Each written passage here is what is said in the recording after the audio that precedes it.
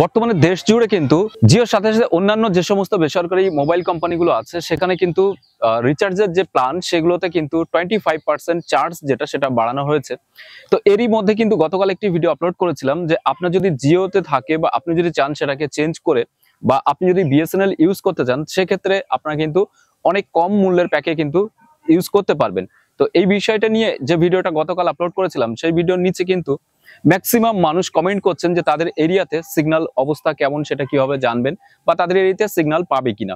তো আজকের ভিডিওর মাধ্যমে আপনাকে একটা ট্রিক বা একটা সিস্টেম কিন্তু আমি দেখাবো, যেটার মাধ্যমে আপনারা 100% অ্যাকুরেন্সি তো হতে পারবেন না যে হ্যাঁ আমার এটা সঠিক দেখাচ্ছে, তবে 70 থেকে 80% সিওরিটি কিন্তু আপনারা পেয়ে যাবেন সেই ওয়েবসাইটের মধ্যেই। অর্থাৎ আপনার বাড়ির পাশে বিএসএনএল এর যে কভারেজ সেটা কতটা আছে বা আপনি ওই রিপোর্টের উপরে ভিত্তি করেও কিন্তু আপনি চাইলে সিমটা নিতে পারবেন। এখান থেকে 2G 3G বা 4G যে কভারেজ সেটা কিন্তু দেখা যায়। শুধুমাত্র বিএসএনএল নয়, ভারতবর্ষের যে সমস্ত কোম্পানিগুলো বর্তমানে চলছে মোবাইল কোম্পানি সবারই কিন্তু আপনারা কভারেজ ম্যাপ যেটা সেটা কিন্তু দেখতে পারবেন। তো আজকের ভিডিওর মাধ্যমে সেই প্রসেসটা নিয়ে দেখাবো। অবশ্যই ভিডিওটি প্রথম থেকে শেষ পর্যন্ত কিন্তু আপনারা দেখতে থাকবেন। তো বন্ধুরা, এটার জন্য আপনাকে যেটা করতে হবে সেটা হলো আপনার অফিসিয়াল ওয়েবসাইট যেটা দেখতে পাচ্ছেন nperf.com, এই যে ওয়েবসাইট, এই ওয়েবসাইটটাই ওপেন করতে হবে। এখান থেকে আপনারা ইন্টারনেট স্পিড টেস্ট সহ 5G নেটওয়ার্ক কভারেজও কিন্তু দেখতে পারবেন।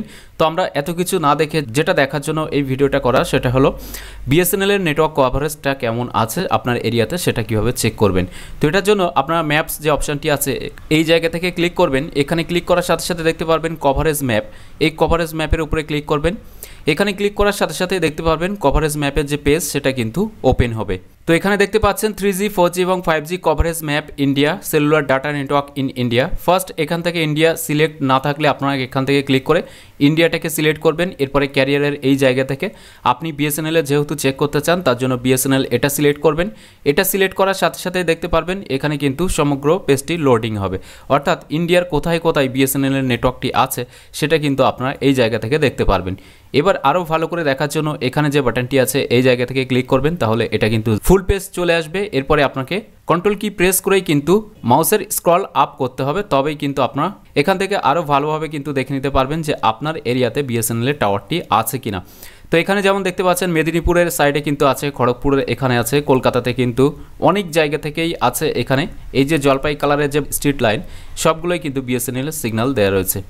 এরপরে আরও একটু জুম করে দেখতে পারবেন এখানে আপনার এরিয়াতে যেমন বনগাঁ, হাবড়া বা রানাঘাট, হুগলি, এই সমস্ত পান্ডুয়া, মেমারি, এই সমস্ত জায়গাগুলোতে, কৃষ্ণনগর, সব জায়গা থেকে কিন্তু বিএসএনএল এর যে নেটওয়ার্ক সেটা কম বেশি আছে। মেন সিটি যেগুলো যেমন কাটোয়া, মুর্শিদাবাদ, বীরভূম, এই জায়গাতে কিন্তু বিএসএনএল এর যে নেটওয়ার্ক সেটা কিন্তু খুবই কম, অর্থাৎ বীরভূমে নেই বললেই চলে অ্যাজ পার সিগন্যাল অনুযায়ী। এছাড়াও এখান থেকে দেখতে পারবেন যে মঙ্গলকোটেও কিন্তু আছে বিএসএনএল এর স্ট্রিট বরাবর যেটা সেটা। তো মেন যে সিটি বা রোডগুলো আছে যেমন নদিয়া, নবদ্বীপ, কৃষ্ণনগর, এই সমস্ত, শান্তিপুরের এই সাইডটাই কিন্তু তেমনটা নেই, রানাঘাটের এখানে একটু আছে। এরপরে কালনাতে কিন্তু আছে। এরকম সব কিছুই আপনার যে এরিয়া সেটা কিন্তু আপনারা এভাবে জুম ইন বা জুম আউট করে দেখে নিতে পারবেন যে আপনার এরিয়াতে নেটওয়ার্কটি আছে কিনা। যেমনটা আমার ক্ষেত্রে হচ্ছে বসিরহাট, তো বসিরহাটের এখানেও কিন্তু সিগন্যাল আছে। এই পেজটি লোডিং হতে একটু সময় লাগবে, জাস্ট একটু কিন্তু ওয়েট করতে হবে আপনাকে। তো এখানে দেখতে পাচ্ছেন আমার যে বসিরহাট এরিয়াতেও কিন্তু সিগন্যালটা আছে এবং হাসনাবাদ, বসিরহাটের পরে যেহেতু এগুলো বর্ডার সাইড চলে যাচ্ছে তো এখানেও কিন্তু হালকা হালকা সিগন্যালটা আছে এবং এটা বসিরহাট এবং টাকি রোড যেটাকে বলা হয়।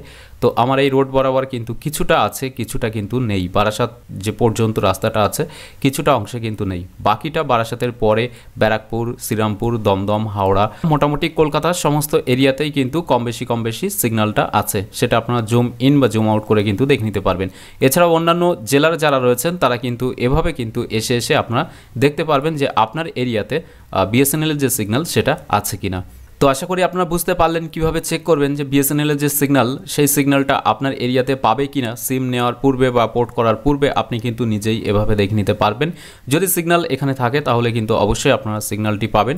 এবার ভালো পাবে কি খারাপ পাবে সেটার ডিপেন্ড করবে সেই এলাকার যে বিটিএস বা টাওয়ারের যে ক্যাপাসিটি আছে তার উপরে নির্ভর করে, অর্থাৎ আপনার বাড়ি থেকে এখানে দেখাচ্ছে তো স্ট্রিটের আশেপাশে, কিন্তু এখান থেকে আপনার যদি বাড়ি এখানে হয় তার মানে এখান থেকেও মিনিমাম 20-25-30 কিলোমিটার ডিস্টেন্স কিন্তু হয়ে যাচ্ছে। এটা যখনই জুম ইন করবেন তখনই কিন্তু আপনারা খুব ভালোভাবে বুঝতে পারবেন এই জিনিসটা যতটা কাছে দেখাচ্ছে অতটা কাছে কিন্তু নয়। তো এভাবে কিন্তু আপনারা একটা এস্টিমেট কিন্তু দেখতে পারবেন যে আপনার এরিয়াতে বিএসএনএল এর সিগন্যালটি আছে কিনা। তো আজকের ভিডিওর আপডেটটি এই ছোট্ট আপডেট আপনাকে দেওয়া ছিল। যদি ভিডিওটি ভালো লাগে তাহলে অবশ্যই একটি লাইক করে দেবেন এবং বেশি বেশি করে শেয়ার করবেন সকলের সাথে, যাতে সবাই এই বিষয়ে জানতে পারে। এছাড়াও এখনকার এই ভিডিওটি প্রথম থেকে শেষ পর্যন্ত দেখার জন্য আপনাকে জানাই অসংখ্য ধন্যবাদ।